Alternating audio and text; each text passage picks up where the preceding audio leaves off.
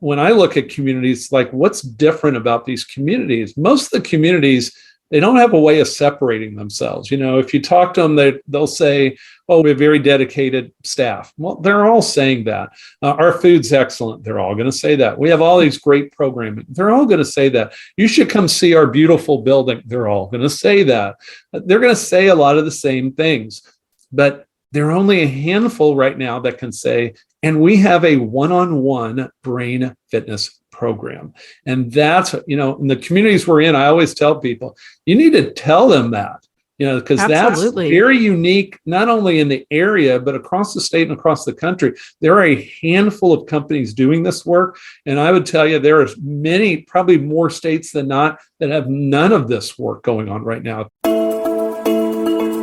Welcome to Aging in Style with me, Lori Williams. I'm an optimist by nature, and I believe you can follow your dreams at any age. My grandmother's journey with dementia ignited a passion in me to work with seniors.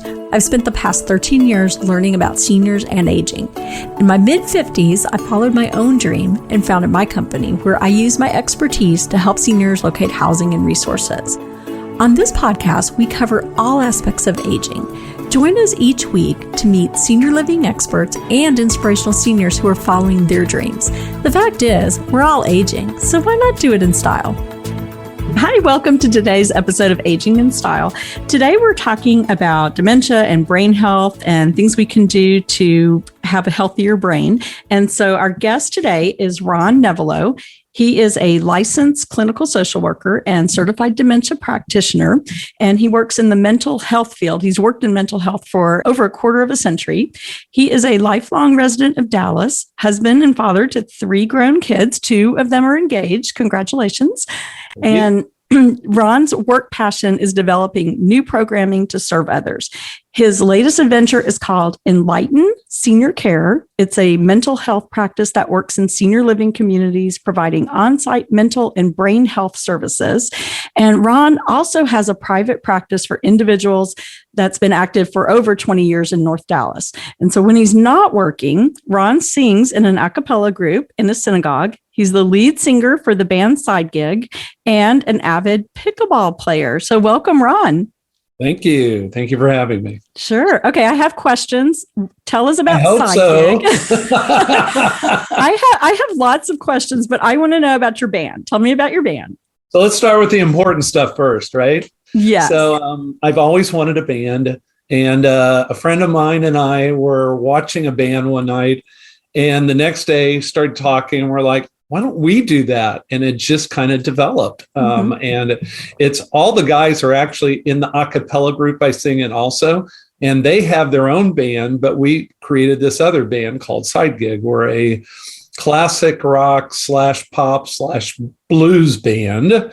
And it's just a lot of fun. And so we perform wherever someone will have us. Someone said, why don't we bring you to one of our senior living communities? I'm like, I don't think the volume we play at is going to work for them. But, other things might work, but not that. But we have a blast doing it. That's awesome. I love that. And then my other question for you is, what is pickleball? I hear that all the time, and I have no idea what that is.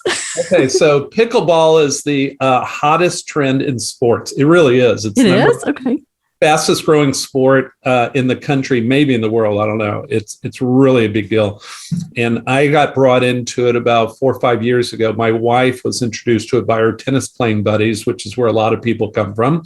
And she played about a week and decided this is definitely for him, which she was right. And I love it. Mm-hmm. It's kind of like a miniature game of tennis or a giant game of ping pong. I'm not sure which would be more reflective. A lot of times they'll take a court. It's often played in doubles. I really am not into the singles because I don't move that quick to do singles. So I play doubles, and it's a very sociable game. People tend to change partners a lot in this game, and you use a paddle that looks like almost like a racquetball paddle, kind of. I mean, it's that size. The ball looks like a wiffle ball. A plastic ball with holes in it. And it's a game played typically to 11, win by 2. And it's very social. It's very fun. You get a nice workout, but it's not too taxing. And it's just a blast. It has nothing to do with pickles. I think it got called pickleball because the game was created by two dads on vacation with their families. Their kids were driving them up a wall, and they created a game on the fly. And one of the guys' dogs was named Pickle. And okay. And they named it pickleball. Okay, so nothing to do with actual pickles. So I see it at the YMCA and at the senior center. So I keep hearing about it. So yeah, now I know. You don't have to move that quick if you don't want to. Like with when you get older adults that just can't move as much, they could play against each other and it'd be a good game. When you get to people that can move, it gets to be a much more forceful, more of a workout type game. And fortunately, I'm still in that group. Well, that's great. Well, thanks for explaining that. Now I know what pickleball is, and maybe I'll have to try it. Yes. So tell me, I like to ask everyone this question, but what drew you into working in senior living and working with seniors? That's a good question. I worked in schools, in high schools for about 2 decades, and I kind of aged out of it. Like who wants to go to the old counselor guy to talk to? They want the young hip one, and I get that. So after a while, I just kind of aged out of it, and I was looking for something new, and I came across an ad for a company that was looking to do work in senior living communities, and it looked interesting, and my wife kind of talked me into it, and I thought to myself, well, I'm not going to age out of this group. And then I started thinking about it, and it's like, this would probably be a really good move because business-wise, this is, the baby boomer generation has become the seniors now, and they're moving into these. And it's like, it's probably going to be a good career move for me too. And being more comfortable as I'm now moving into that age group, I've become more comfortable with that group, and it turned out to be a great move for me. I love working with these people, and I'm meeting so many different interesting people. And there's a part of me that says, I wish I had done this a long time ago. But the reality is, back when I was in my 20s and 30s, I wasn't that comfortable with that age group. And now I'm very comfortable with them. Yeah, that's great. Well, I want to talk about Enlighten, and I know it's about brain fitness. So let's talk about brain fitness. What is that exactly? So brain fitness, what we're talking about is what to do to get and keep a healthy brain. For some people, it's about how to prevent ever getting dementia. And if you get dementia, it's about how to slow it down. But brain fitness, for the most part, it's like physical fitness. Physical fitness is about getting your muscles in better shape. Brain fitness is about getting your brain in better shape. Excellent. And I get this question all the time. I know you do as well, but what is the difference between Alzheimer's and dementia? Yeah, because it's so interesting. There's so much confusion out there about that. Mm-hmm. So the best way, I'm going to use a metaphor to explain this. And I heard this once, and I thought this is a really good way of explaining it. Alzheimer's is to dementia like basketball or football is to sports. So dementia is an overall category. It's not even considered a disease. It's a syndrome. It's a multitude of possible symptoms. And based on what the symptoms are, specifically puts into which category of disease you fit into. And Alzheimer's is the most prevalent one. That's why people oftentimes either think they're synonymous or just don't understand that connection. So Alzheimer's is always dementia, but dementia is not always Alzheimer's. And Alzheimer's makes up I've seen estimates anywhere from about 65 to 85% of dementia cases are Alzheimer's. That makes it the most prevalent. It's somewhere in that range, probably closer to about 70, 75%. Okay. Yeah, that's good. That's a good way to explain it. So I think I've heard it also like dementia is an umbrella, and then everything falls underneath it. But both are good ways to explain it to people. So tell us about Enlighten. What do you do? Tell us about your company. Okay, so Enlighten is a mental health practice, and I like to call it Enlighten instead of Enlighten Senior Care, because when they hear senior care, they think we're a home health group. We're not. We're a mental health practice. So it's a lot easier to just say Enlighten. So Enlighten is a mental health practice, and we are focused on working with older adults living in senior living communities. That's independent living, assisted living, and memory care communities primarily. And what we do is we offer any combination of 3 services. So one of the services is what we call professional emotional support.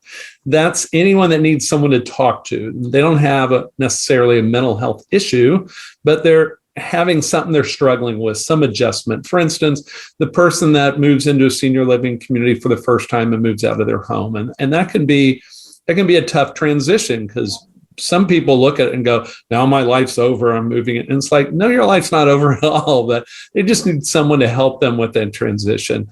For some people, it's moving into a community and not knowing anyone. And it'll take them a while before they kind of find their niche in there. So until they do, who are they talking to about this transition? And that could be us. It's the person who is grieving, over a death of a loved one and needing someone to talk to. So there are a lot of different adjustment issues that can occur, that you just need someone, you're stressed out about it. You just need someone to talk to, and that can be us. Or it could be everyday stressors, whatever it is. So that's professional emotional support.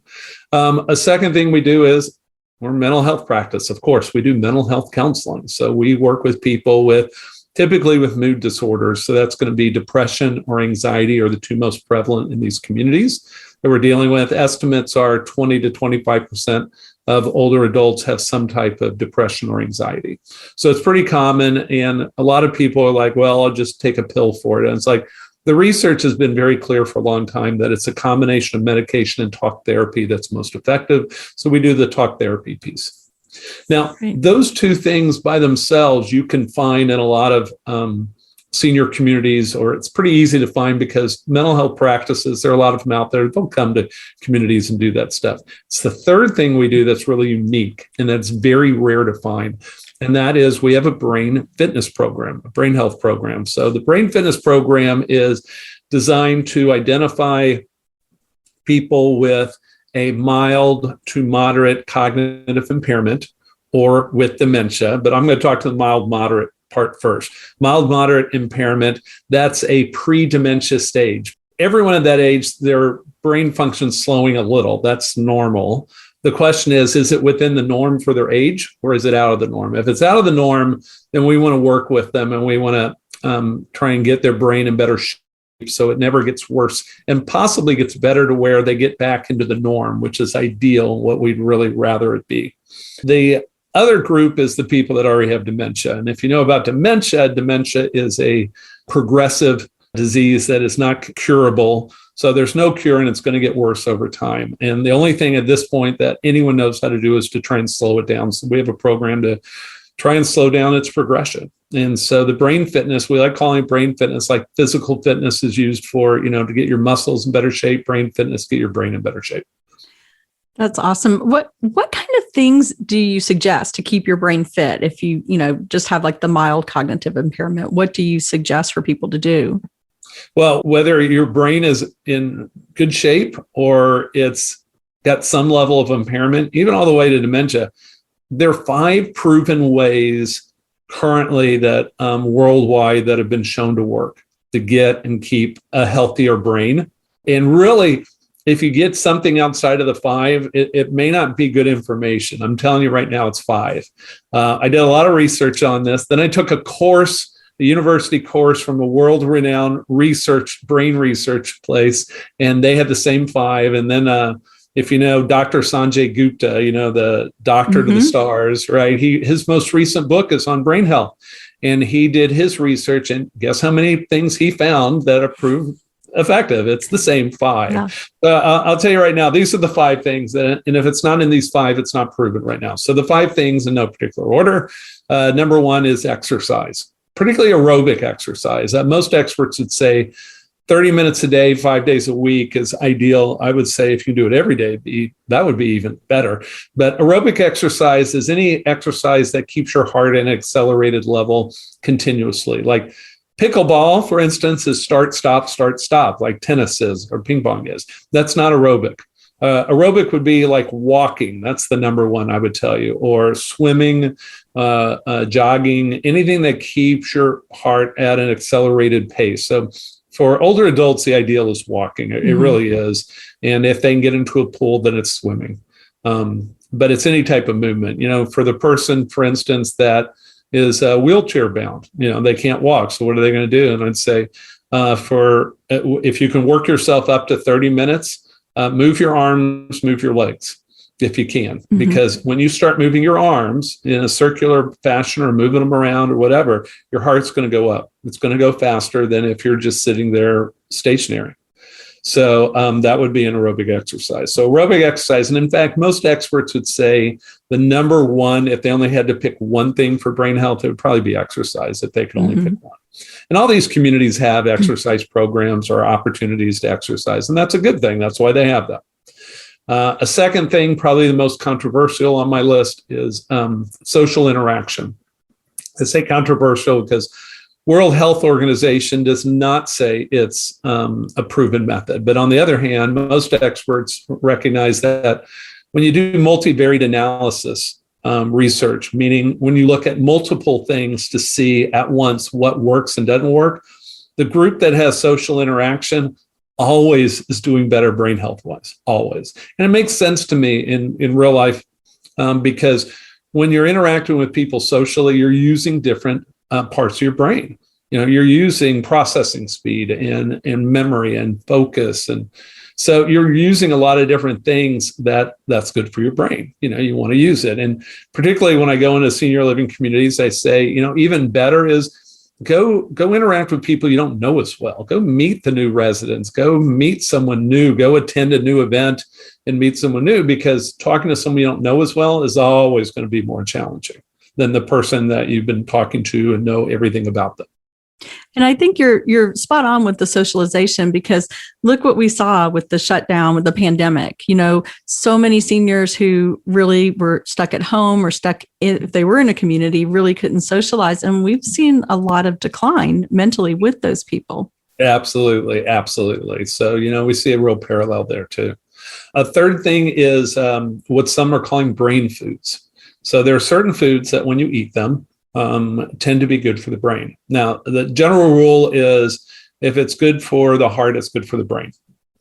So the easiest way to say what foods for the brain, heart healthy. But in particular, I'll tell you, based on the research that I've been reading, your number one food is, and most people would never guess this, is fresh blueberries. Really? Yes. Number one food, if I had to pick any of them based on the research I've been looking at and reading, is actually fresh blueberries. Now, I always have to tell people when I go into the communities and they educate older adults, is I don't want you going ordering blueberry pie and going, I'm getting my blueberries. No, we're talking about fresh blueberries. Fresh strawberries, also excellent. The other berries, not as much, but blueberries, strawberries, but particularly blueberries.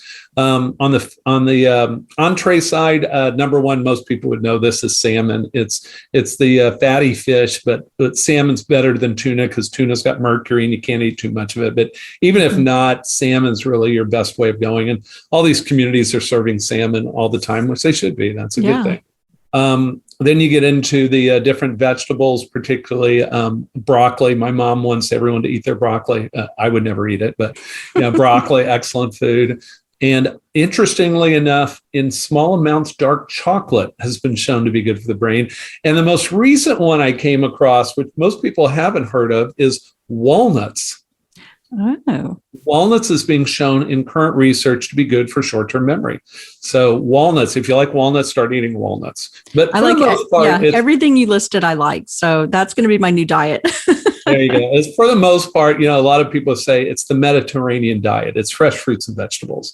Stick with that, and you're going to be in pretty good shape. And if you want beyond that, get some dark chocolate. That doesn't mean I want you to go buy the Thin Mint cookies right now that the Girl Scouts are selling. But if you do, put them in the freezer before you eat them, because they are so much better frozen. But maybe one a day. But see, I could never eat one a day. I could eat a box a day, but I couldn't eat one a day. But dark chocolate in limited amounts, walnuts, blueberries, number one food. So that's brain foods. That's number 3 on our list. And most of these communities have a lot of these foods or are serving these foods. The good ones are. So they're already doing exercise. They're offering social opportunities, and they are providing these foods. Now, the fourth one is what I call keeping your body and brain in better shape. So it's physical and mental health, mostly physical health. If you ever see a list that's good, that says more than 5 things, like top 10 things or the 10 things to get a healthy brain, they've probably taken physical health and broken it into a lot of different components. So I'm grouping it. When I say 5, I'm grouping it. So what are some of the individual components I'm talking about? Well, it means getting enough sleep, particularly REM sleep, the deep sleep you get in at night. That's so much more important than overall time in sleep. Okay, so REM sleep's important. Keeping yourself hydrated, keeping your blood pressure in check, keeping your cholesterol down to the levels that are healthy. If you're diabetic, keeping your diabetes in check and treating that. Keeping your weight at a good weight is important. So when you see these broken down, they're probably going to talk about all these individual things, right? There's a lot to be said for mental health, that depression is going to make short-term memory and processing a lot more difficult, as will anxiety could also. So there's a lot of research out there about that. So overall, physical, particularly physical, but mental health too, taking care of your health is a good thing. And for the most part, all these communities either provide the services on site or bring people in or give you transportation to get to them. So when you're looking at the preventative things, and I said there are 5 things, we found that 4 of them were already being handled. It's the 5th one where Enlighten came in and we're trying to provide the 5th one that in most communities you're not going to see. And that's challenging cognitive activities. So by challenging cognitive activities, I'm talking about any type of activity you can do where you're utilizing the brain and really kind of pushing it to work. So a conversation I'm having with you is not a challenging activity. Like when I tell people when I'm lecturing, right? A lecture is a cognitive activity. I'm listening, I'm processing what you're telling me. You want to make it a challenging cognitive activity when you're talking that night or the next day about the lecture, tell them what you learned. See, that's going to be a challenging cognitive activity. You hear the difference there? Mm-hmm.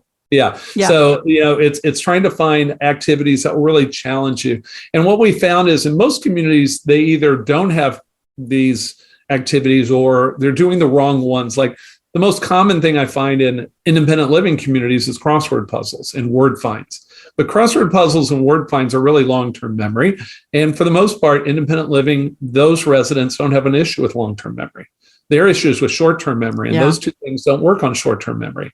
Plus, even places that have short-term memory type stuff activities, a lot of times they're group activities. They're not one-on-one. They're not set up to do one-on-one stuff. So we're coming in to provide one-on-one challenging cognitive activities. So it's the challenging cognitive activities. That's the other piece. What's an example of one of the activities that you do, a challenging cognitive one? Well, we actually have a variety of different things that we could do. But one of the things I could do is, particularly when people's like, if I'm not doing your program or if I don't have insurance to cover the program, what do you recommend? And my quick answer is learn anything new. Learning new things is going to challenge you cognitively. It just is. And it really doesn't, there's a lot of research out there on it.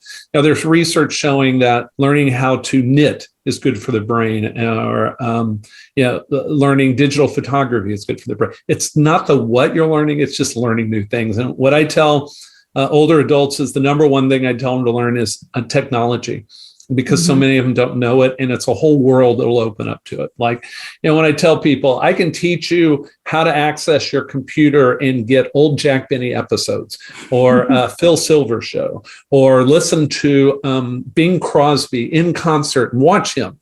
And you can do all of that if you'll just let me teach you how to do this, and you'll learn this, which is all YouTube, right? All that stuff's on YouTube, and they don't even know it. A lot of them don't know it.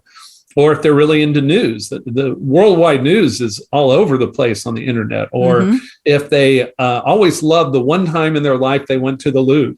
I'm like, you can go now, but you can go on the computer, right? And you can go to the Metropolitan Museum of Art, and you don't have to go to New York. You can go on the computer. Or you want to see the pandas in the zoo in Washington, D.C. You can do that on the computer too. Let me show you all these things. So it's a whole world that a lot of them aren't opened up to, or ways of connecting to family or friends, particularly friends I haven't talked to forever. You can do that over, the internet. So it's opening up a whole new world. A second thing I love to tell people is learning or relearning a language. And a lot of people, the initial reaction is, I don't want to do that. I'm like, but think about, what is it that you don't like when you think about learning a language? And I already know what it is because I think of it. I think of when I last learned a language. Well, what was different? Well, I had tests, I had homework, I had a teacher telling me what to do. I didn't get to pick my language in a lot of cases. I had parents getting on me if I didn't do my work. And why would I want all of that now that I'm retired? Yeah. Right? And you're doing it because you had to do it. Now, if it's something you want to do. Now what I offer is, no, none of those things apply anymore. You pick the language. I'm going to give you a program that'll teach it to you. It'll be kind of fun, maybe too simple at times till you really get going on it. And you'll do as much or as little as you want. And if you don't do well, it doesn't matter. You're just challenging yourself. You just got to try. And if you bomb out on it, that's okay. I also really love, because the website I give them to learn it on is duolingo.com, which is one of a variety of different free online websites. But what's cool about it, one of the things I love about it is, if you are a Star Trek fan, is one of the language they offer is Klingon, which is a totally made up language that was used in the Star Trek series, but they've created the language for you and they can teach you Klingon. And I said, when I go into these senior living communities, I'm like, if you find another Star Trek fan, you two learn Klingon together. And then when you go to the dining room, talking Klingon, no one will never, ever know what you're saying. That's hilarious. Do you have any of them learning Klingon yet? No, I haven't gotten anyone to pick up on that yet. But I found someone, one of my clients once, I asked her what she used to do. And when she went to college, she double majored in language. And then she was a translator when she got out. And I said, do you still speak them? She goes, no, not at all. And I said, do you miss them? And she said, I don't miss Spanish because I never liked it, but I miss French. And then, having never spoken French in my whole life or know anything about the language, I said, do you want to relearn it? And I just connected her to Duolingo. It did it for me, So in looking at one of the activities I did, I pulled up Duolingo and I ran the program for her while she was relearning French. Wow. That'd be an example of something I could do. There are a million things. Like a simple thing I could do, and I actually did it yesterday, is, do you ever remember the card game Concentration? Yes, I do. Okay, so I can instead of taking the whole deck, I'll take like 8 pairs and shuffle them up, put them down. And the way you play Concentration is you turn over 2 at a time. And if they match, you get them. And if they don't, you got to put them back down. And then you got to pick 2 new cards. And you're always trying to find a match. And the reason why Concentration, the game's also been called memory, is you need to focus and memorize where the cards are. Because when I turn over, let's say, a king, and I've turned over a king before, I got to remember where the other king is, because you only get to turn over 2 at a time. So it's really a good activity or game that will really challenge you. It's a challenging cognitive activity. Yeah, I need to start doing that. And when I do it with people, I don't play against them. I just have them play with themselves. That's why, mattering how much their ability is how many pairs I could give them. Yeah. That's great. So how do people pay for this service? Is it covered by Medicare? Excellent question. So the professional emotional support and the mental health counseling, virtually anyone's going to cover that insurance-wise. Unless they have an HMO, which means you can only go to their people, which is really kind of crazy when their people won't come to you, but you're a senior living in a senior community, maybe have mobility issues, maybe don't even own a car, but insurance only cover it if you go to their, that's not right. But no, for the most part, insurance is going to cover those services. Unfortunately, the brain fitness stuff is the one that's a little more challenging. If you have dementia, most everyone's going to cover our program for it, okay, to try and slow it down, to try and buy you more time. And that's good. And I like that. And I appreciate that. If you have a mild to moderate cognitive impairment and it's not dementia, I don't understand why, but the only one covering it is traditional Medicare. But if you have traditional Medicare, no one's probably telling you you have access to this service. And the cool thing about it is, once your deductible for the year is paid, and a lot of people, it's paid for by their supplemental insurance anyway. Well, once their deductible's paid, there's no out-of-pocket for us. We don't charge anything additionally. So most of the people using our services are paying nothing for the service. Traditional Medicare is covering it. And it's a great service. And I don't know why the other insurance companies aren't covering it, because it's preventative. Yeah. They'll end up paying way more for someone that gets dementia than someone who doesn't have it. And we've been very effective at preventing dementia in the people. And it's just one piece of what we're doing. We're encouraging them to do all 5 things. We do hands-on, we do the challenging cognitive activities, but we're encouraging them to do the other 4 pieces, the eat healthy, eat the right foods, socially engage, and exercise, particularly aerobic exercise. You do all 5, it's much less likely that you're going to end up with dementia. And that's a good thing. Yeah. Oh, absolutely. And I know you've mentioned that you go into senior living communities. Do you go people who are still in their own homes? Do you go to them as well? So the business model, because we are a business, you got to make it work so we can continue doing this practice. Business model doesn't work going into individual homes. Then we're sending clinicians traveling all over the place, and that travel time they're not reimbursed for, but we need to reimburse. The model doesn't work. On the other hand, we have had and still have some clients we're working with that are in their homes, apart from a senior living community, but typically they live right near a senior living community and are available at the start of the day or the end of the afternoon, so that my clinician can either start with them as their first client, then go to the community, or go to the community and at the end of the day, go to this house. So that's typically what it is. As far as most people want to know, well, which communities are you in? Well, okay, so if you're living in a senior living community and you hear this and you want us, the bad news is my clinicians won't come for a single person. This is their career. They make money by doing the actual work. They can't make money by seeing one person. They just can't. So we need multiple people in a community, typically 8 to 10 people in a community signed up for our services. But there are communities all across Dallas-Fort Worth area right now. We've got them in Dallas, in Denton, in Flower Mound, in Louisville, in Coppell, and we're expanding all the time.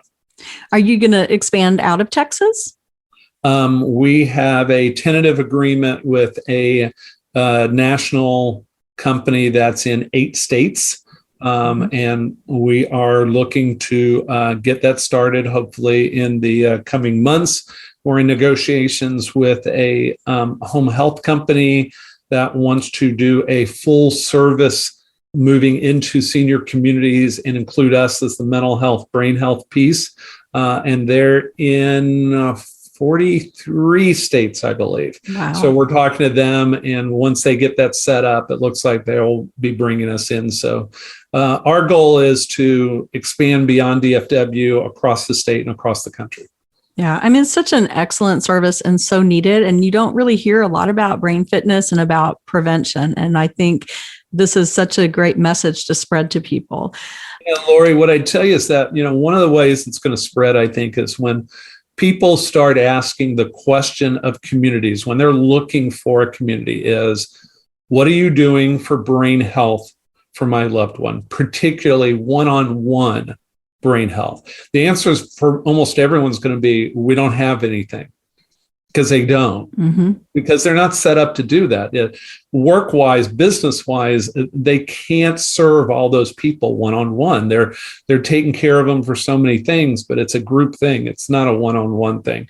So what we're doing is, we're offering that piece to communities where we'll bring in a one-on-one person. They don't even have to, the communities don't even have to pay us to come in. They just need to give us permission. They need to give us access to their residents. They need to help us educate them and get them signed up for it.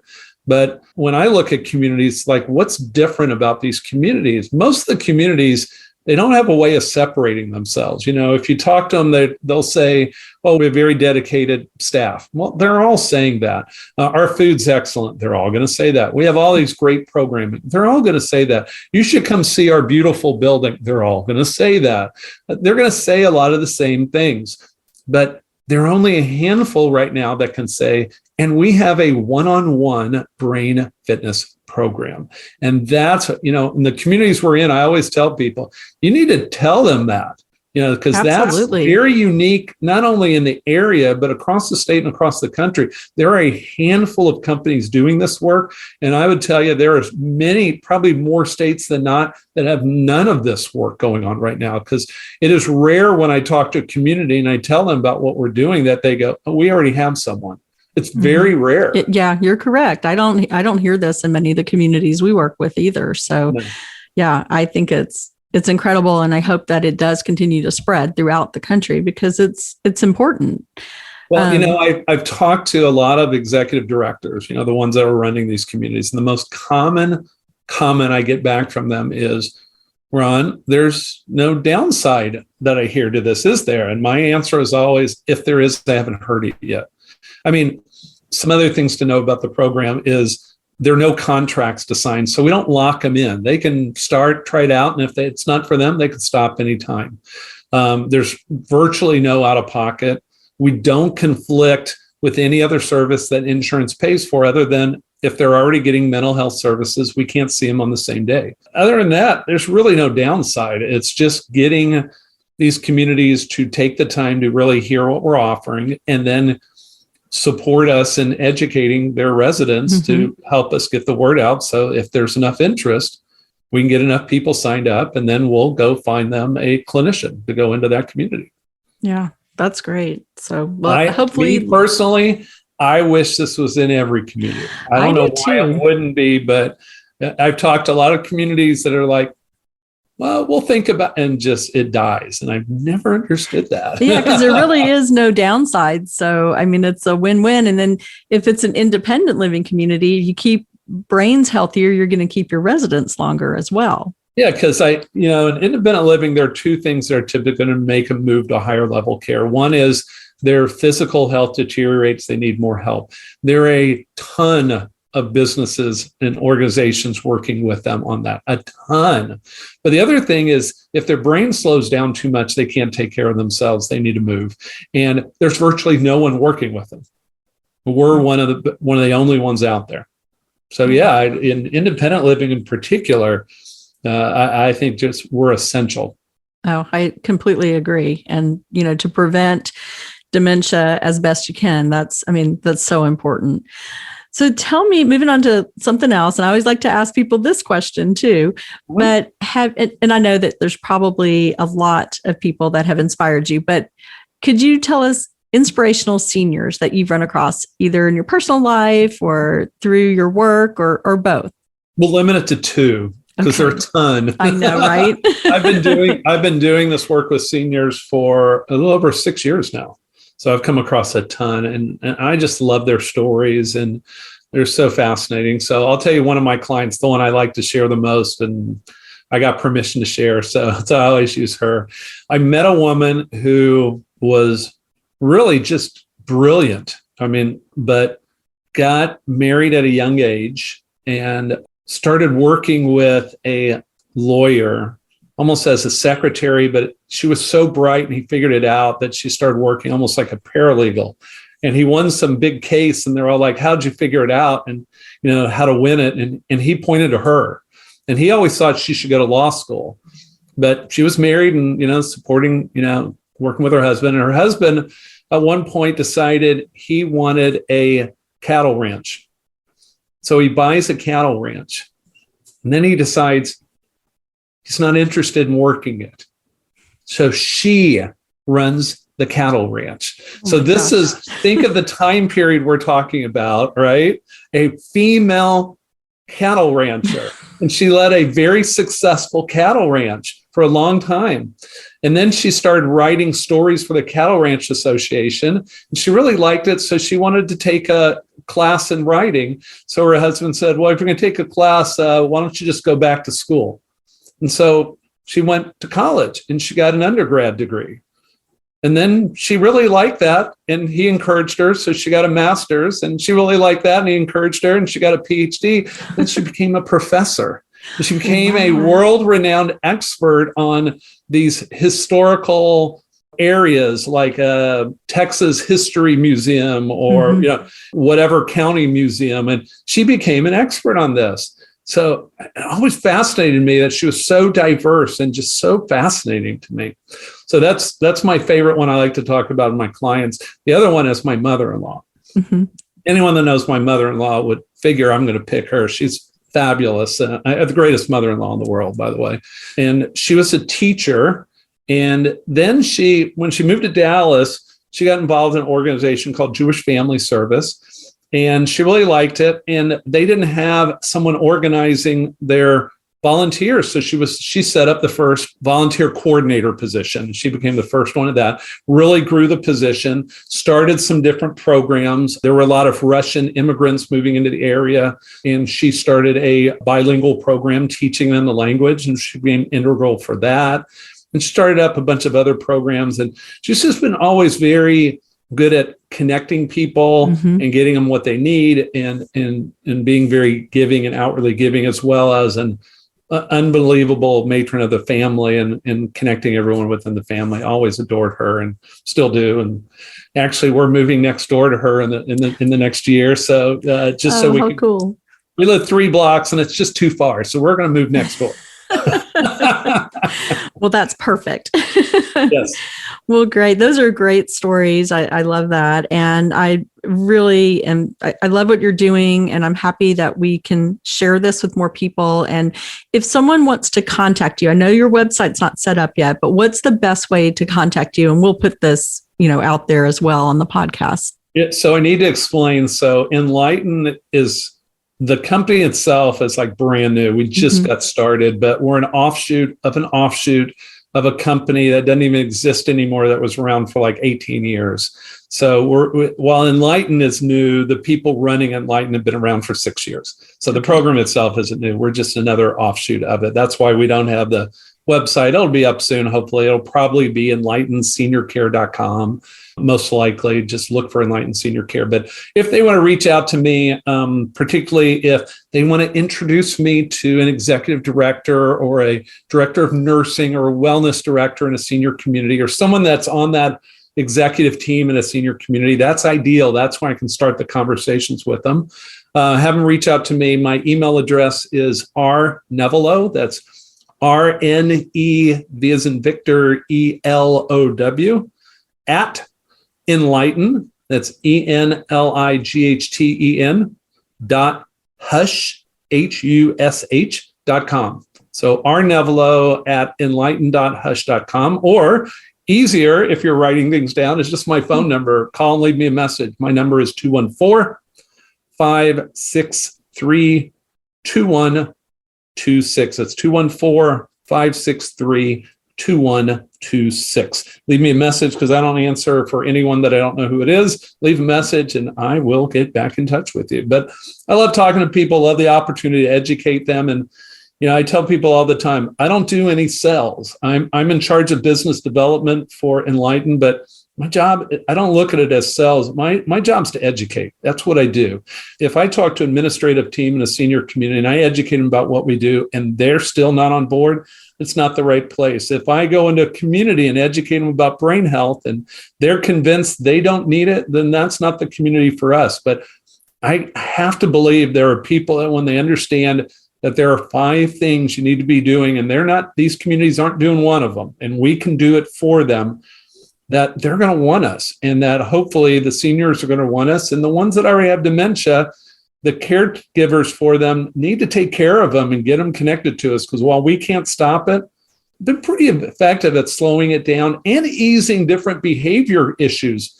Because what we're finding also in assisted living and memory care communities is a lot of them, the behavior issues have to do with them feeling like they're not being heard. They're just being pushed and told what to do and ignored, because, again, you can't do one-on-one work in these communities. But we come in twice a week, every week, spend about a little under an hour with them, talking to them, doing different activities with them. They start to feel heard. And when they do, we find the behavior issues start to go away with a lot of them. That's why a lot of assisted living communities really like us.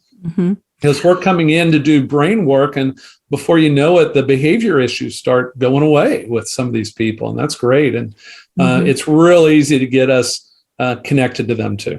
Good. I think the other thing, and this has come up several times in this past week, is having a sense of purpose. And I feel that a lot of people, they say that I don't really have a purpose anymore. They may have some dementia, but this also gives them a purpose. If they're learning a new language, if they're learning a new skill, that is a purpose.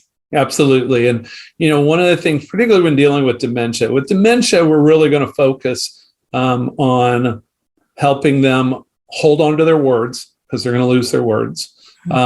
Recognizing people, name, face recognition of the people they know, and then holding on to positive long-term memories. It's really focused on those three things because those are the most important things.